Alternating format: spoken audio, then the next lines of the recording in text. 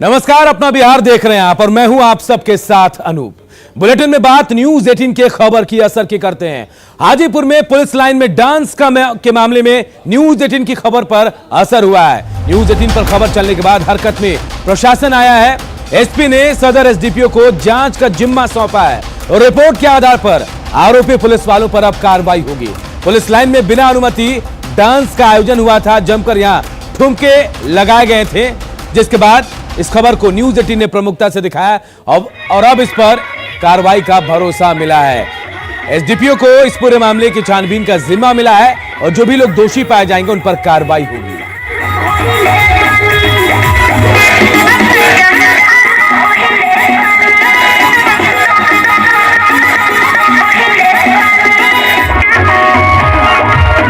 देखिए, यही वो डांस का वीडियो है जिस पर कार्रवाई हुई है। न्यूज 18 ने इस पर खबर दिखाई थी प्रमुखता से। और सबसे हैरानी की बात है, जिन पर कानून को लागू कराने का जिम्मा है पुलिस प्रशासन के लोग, उसी पुलिस लाइन में जहां वो लोग रहते हैं वहां यह आयोजन किया गया था डांस का। रात भर ठुमके लगे बालाओं के डांसर के यहाँ पे, और उसके बाद यहां जमकर जो पुलिसकर्मी है वो भी ठुमके लगाते नजर आए। हाजीपुर की तस्वीरें जहां पुलिस लाइन में इस डांस का आयोजन किया गया था, लेकिन न्यूज 18 पर खबर चलने के बाद प्रशासन हरकत में आया है। एसपी ने सदर एसडीपीओ को पूरे मामले में जांच का जिम्मा दिया है और रिपोर्ट के आधार पर आरोपी पुलिस वालों पर कार्रवाई होगी। लेकिन देखिए, जब ये डांस का आयोजन हुआ, देर रात तक डांस चलता रहा और जब मामला बढ़ता देखा गया तो सदर थाने की पुलिस ने मौके पर पहुंचकर जो साउंड सिस्टम है उसको जब्त किया। लेकिन अब हमारी खबर का असर भी हुआ। कार्रवाई होगी, जांच होगी, उसके बाद कार्रवाई होगी दोषियों पर। जो मेरे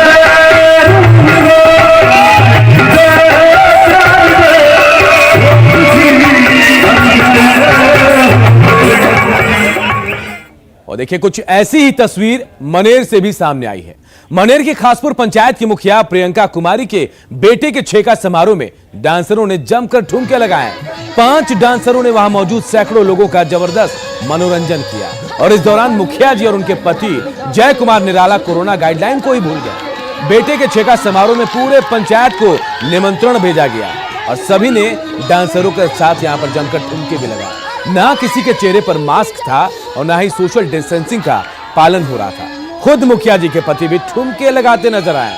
और हैरानी की बात तो यह भी है कि इस आयोजन के लिए किसी से कोई परमिशन भी नहीं ली गई थी।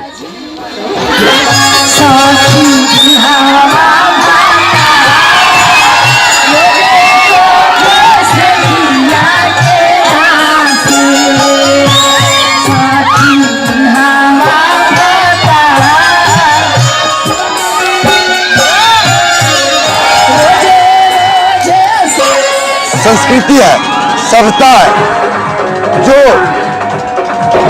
सुख बांटता है, दुख को खत्म करता है।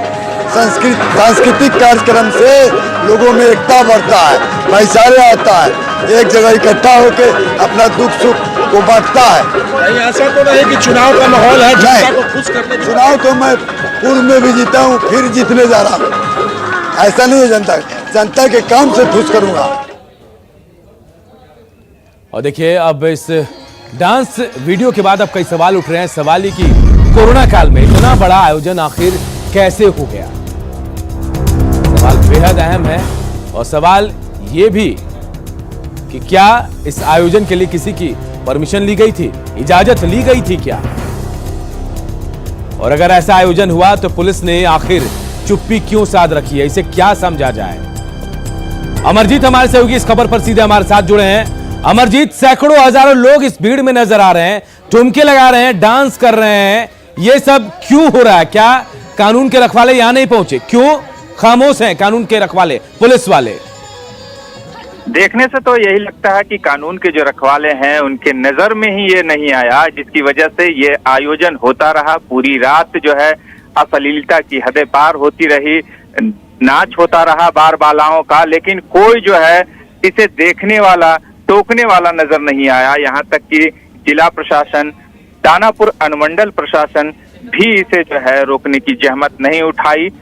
मनेर थाना अंतर्गत ये पड़ता है और उसके बावजूद जो है यहाँ पर रोकने का ना तो किसी तरह का जो है प्रयास किया गया और ना ही जानकारी मिली। बिल्कुल हैरानी होती है इन जिस तरह तस्वीरों से- को देखकर, हैरानी होती है कि जिन पर जिम्मेदारी है पुलिस वाले या फिर जनप्रतिनिधि मुखिया के बेटे का ठेका था, तो वहां पर देखिए कैसे डांसरों को बुलाया गया, डांस कराया गया और इस दौरान हजारों की भीड़ भी वहां मौजूद थी, बिना मास्क के, बिना सोशल डिस्टेंस के, और तमाम लोग डांस करते नजर आए। और हैरानी वो है, ये भी है कि जिन पर जिम्मेदारी है ऐसे आयोजन पर रोक लगाने के पुलिस वालों की, वो भी यहां से नदारद नजर आए, कोई कार्रवाई नहीं हुई। बहुत बहुत शुक्रिया अमरजीत। अगली खबर सिवान के महाराजगंज से, जहां गुस्साए हाथी ने साउंड बॉक्स यानी डीजे वाले ट्रैक्टर ट्रॉली को ही पलट दिया। हम आपको तस्वीरें भी दिखा रहे हैं, तस्वीरों में आप देखिए कि किस तरह सड़क पर चलता हुआ हाथी जो है अचानक सड़क किनारे ही खड़े डीजे वाले ट्रैक्टर ट्रॉली को पलट देता है। हाथी के अचानक बिगड़ने से थोड़ी देर के लिए यहां अफरा तफरी भी मच गई। खबर के मुताबिक शिव बारात का कार्यक्रम चल रहा था और तभी यह हादसा हो गया। इसके बाद महावत ने सूझबूझ का परिचय देते हुए हाथी को कंट्रोल किया, जिससे एक बड़ा हादसा यहां टल गया है। तस्वीरें देखिए आप, हाथी कैसे ट्रॉली को पलट रहा है, डीजे वाले ट्रैक्टर ट्रॉली को, और इसे देख यहां पर लोग वहां से भागने भी लगे। हालांकि महावत ने सूझबूझ दिखाई, उसके बाद हाथी को यहां कंट्रोल किया।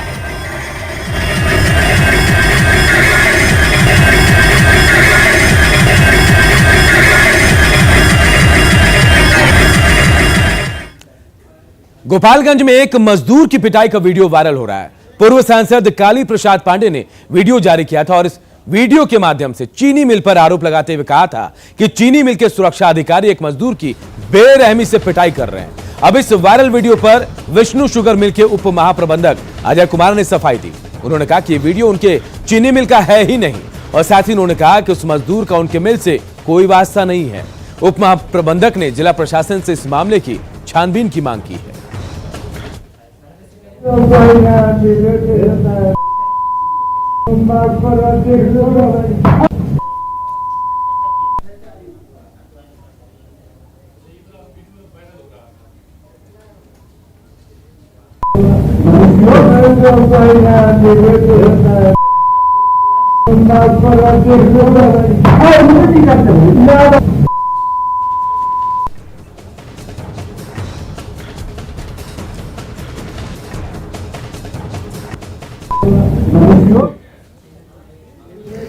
जो वीडियो वायरल हो रहा है उसमें देखने से मिल का ये इससे कोई संबंध नहीं है, और जो कल्पिट जो वो है कि जिसको मार पिटाई हो रही, इससे भी मिल का कोई संबंध नहीं है, न मिल का कर्मचारी है, न कहाँ का है, इससे कोई पता नहीं। बिहार में इन दिनों थानों में डाटा ऑपरेटर की बहाली चल रही है और इसी की आड़ में फर्जी जॉब सिंडिकेट लाखों की ठगी कर रहे हैं। तो सावधान रहिए, नहीं तो कहीं ऐसा ना हो कि आप भी इस बम्पर नौकरी के झांसे में ना फंस जाए। रिपोर्ट देखिए। बम्पर नौकरी का बड़ा झांसा, 60,000 में डाटा ऑपरेटर, फर्जी जॉब सिंडिकेट से सावधान। क्या आप नौकरी चाहते हैं? क्या आप थाने में कंप्यूटर चलाना चाहते हैं? क्या नौकरी का जुगाड़ नहीं बैठ रहा? ये ऐसे सवाल हैं जो हर बेरोजगार युवा को झकझोर कर रख देता है, और यहीं पर बम्पर नौकरी का झांसा देकर बेरोजगार युवाओं से लाखों ऐंठ लिए जाते हैं। कैमूर में फर्जी जॉब सिंडिकेट का खुलासा हुआ है, जो बिहार के थानों में डेटा ऑपरेटर पद पर नौकरी दिलाने के नाम पर लाखों की ठगी कर रहा था, वो भी ऑफिस खोलकर। पूरे मामले से पर्दा तब उठा जब एक अभ्यर्थी थाने में अपना सत्यापन कराने पहुंच गया। निसाम सर्विसेज प्राइवेट लिमिटेड एक कंपनी है पटना में, जो फर्जी कंपनी है। इसके द्वारा अभ्यर्थियों को आवेदन दिया गया कि हम डाटा एंट्री ऑपरेटर के रूप में आप लोगों की पोस्टिंग करवाएंगे थानों में। उनसे पैसे की मांग की गई, प्रत्येक कैंडिडेट से 60,000 रुपये। उनका एग्ज़ाम भी कंडक्ट कराया गया। ये सारा मामला 9 तारीख को मेरे कार्यालय में प्रकाश में आया, जब एक अभ्यर्थी हमारे पास में इसके सत्यापन के लिए आए। जैसे ही अभ्यर्थी थाने पहुंचा, पुलिस एक्शन में आ गई और नौकरी दिलाने के नाम पर ठगी करने वाले गिरोह के 2 आरोपी को गिरफ्तार कर लिया। अभी तक के अनुसंधान और पूछताछ के आधार पर यह बात पूर्णतः स्पष्ट हो चुकी है कि एक फर्जी कंपनी थी, जो कि छात्रों को मिसगाइड कर रही थी। इस आधार पर 2 लोगों की गिरफ्तारी की गई है, जिसमें एक का नाम सिकंदर कुमार है जो छपरा के रहने वाले हैं, दूसरे का नाम राजेश कुमार है जो कैमूर जिले के रहने वाले हैं। इन दोनों को गिरफ्तार करके जेल भेजा जा रहा है। पटना के बोरिंग रोड में निजाम सर्विसेज प्राइवेट लिमिटेड के नाम से ठगों ने ऑफिस भी खोल रखा था। पुलिस को ऑफिस से लैपटॉप, स्कैनर, एटीएम, 40,000 कैश सहित ज्वाइनिंग लेटर भी मिला है। अभी तक कैमूर के 25 अभ्यर्थी बम्पर नौकरी के झांसे में फंस चुके हैं। इसमें 40,000 रुपये बरामद किए गए हैं, एटीएम कार्ड्स बरामद किए गए हैं, मोबाइल बरामद किए गए हैं 2। इसके अलावा एक लैपटॉप है, एक डेस्कटॉप है, 4 कीबोर्ड है और जो बहुत विभिन्न सारे दस्तावेज हैं और जिनके ऑफर लेटर हैं उन सबको जब्त किया गया। अब पुलिस पूरे सिंडिकेट का पर्दाफाश करने में जुटी है। कैमूर से संवाददाता प्रमोद कुमार की रिपोर्ट, न्यूज़ 18। बिहार सरकार पहली बार इथेनॉल उत्पादन के लिए नीति बनाने जा रही है। इस नीति से राज्य की स्थिति मजबूत होगी और खास बात यह कि इस नीति पर विपक्ष से भी सरकार को सहयोग का भरोसा मिल रहा है।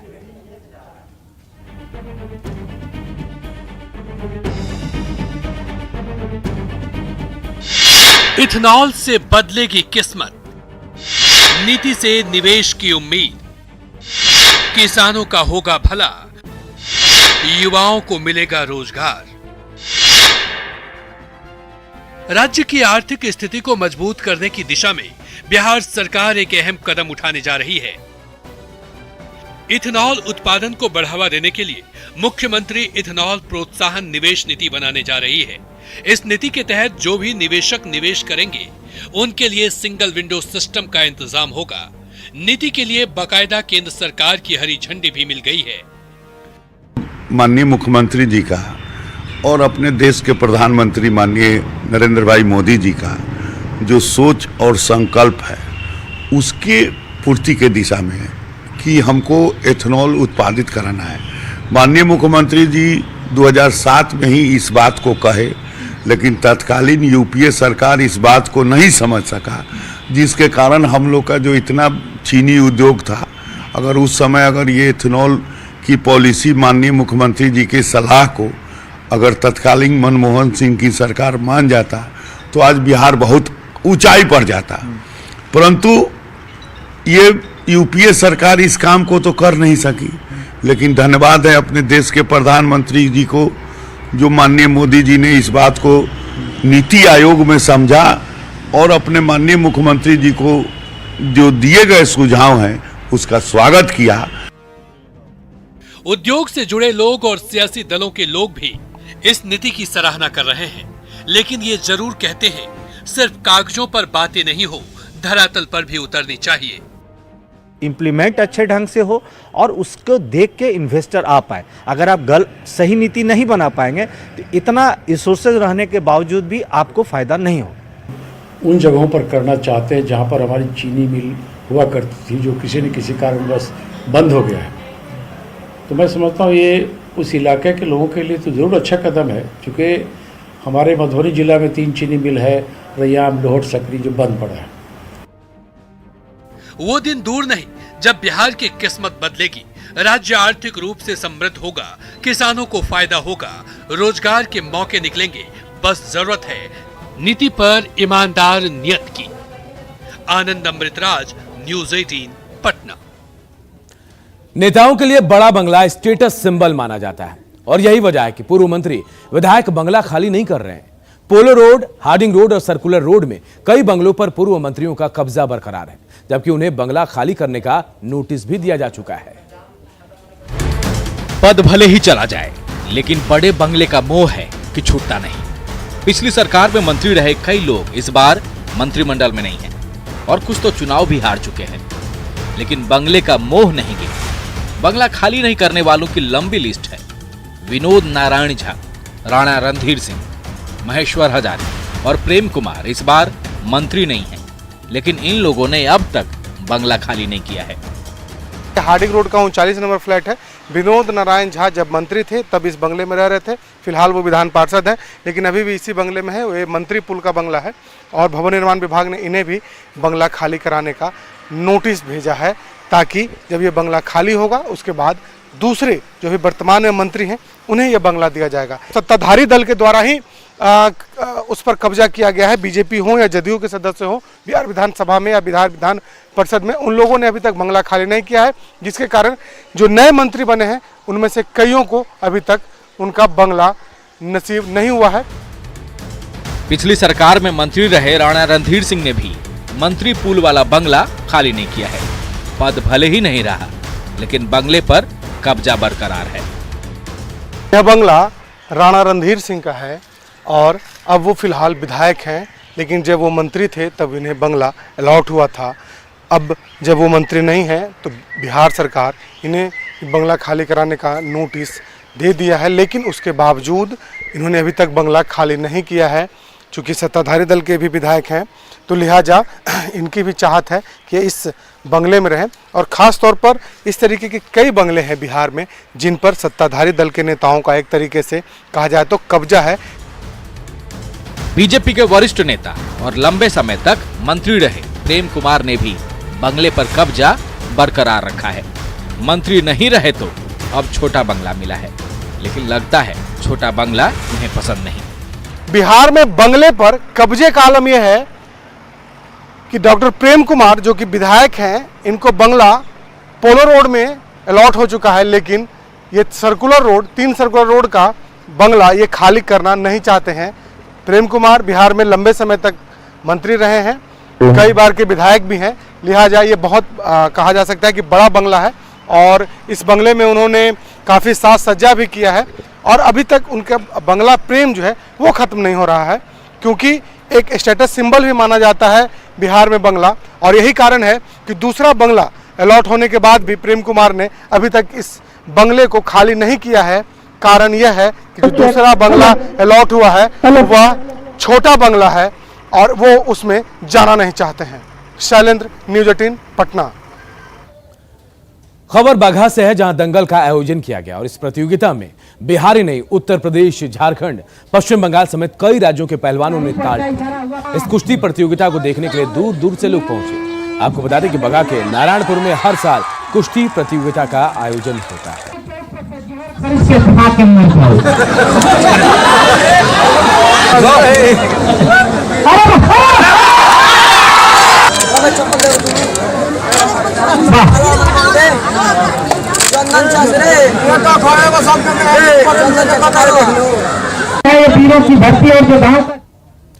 कहते हैं होनहार बिरवान के होत चिकने पात, और यह कहावत सही चरितार्थ हो रही है समस्तीपुर के लाल आर्यन राज पर, जिन्होंने अपनी मेहनत और लगन के दम पर समस्तीपुर का नाम रोशन किया है।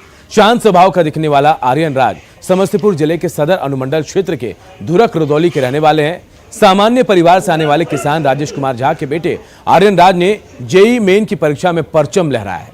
जेईई मेन 2021 की परीक्षा में 98.43% अंक हासिल किया है। आर्यन राज ने अपनी सफलता का श्रेय कड़ी मेहनत को दिया। उन्होंने कहा कि यदि मजबूत इच्छा शक्ति हो तो किसी भी मुकाम को हासिल किया जा सकता है।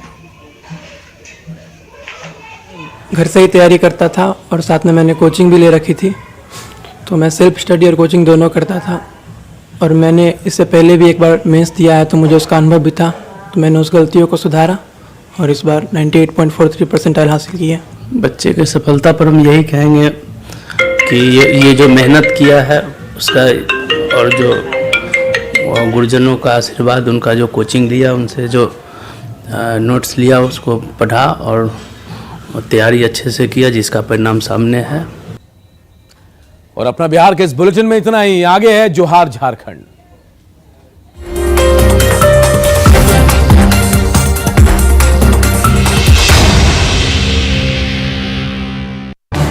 इस न्यूज हेडलाइंस के